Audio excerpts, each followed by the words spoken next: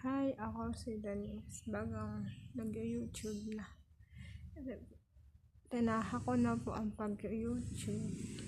Sana po mag-subscribe kayo. Ako po ay 28 years old. At na-try ko lang mag-video. Tsaka kung ano-anong bagay, ganyan. Kaya supportahan niyo po ako, guys. Ang ginagawa ko sa life ko ay nag-aaral, nag-aalaga ng bata, tapos kahit anong gawain bahay, naglilinis ang bahay, tapos nagtagabantay ng pamangkin. Nag-aaral po ako, graduating na po ngayong year, ngayong 2025. At saka,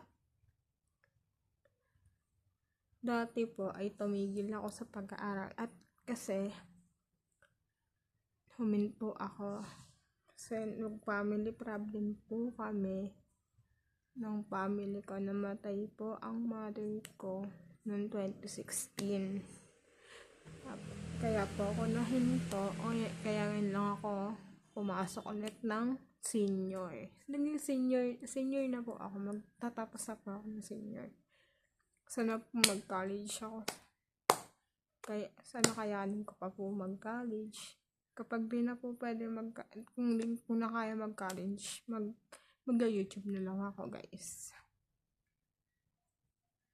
Tsaka para may pang-income ako sa sarili ko. Hindi na ako umaasa kay papa.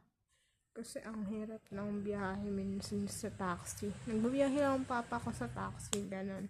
Kaya minsan walang biyahe, minsan meron. Matumal lang po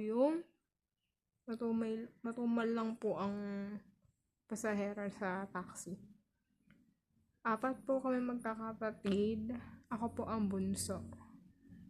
At saka gusto ko na rin pong magpa-income kasi magba-birthday na ako, magta-28 na ako next month, September, tas October po ang birthday ko, kaya kailangan ko na po ng income allowance para na ako umasa sa papa ko. Tsaka kailangan ko na rin po kasi kailangan ko din po ng pera na pang sarili. Tapos kung mabibili ko yung gusto ko. Tsaka kung ano pang mabibili ko sa sarili ko.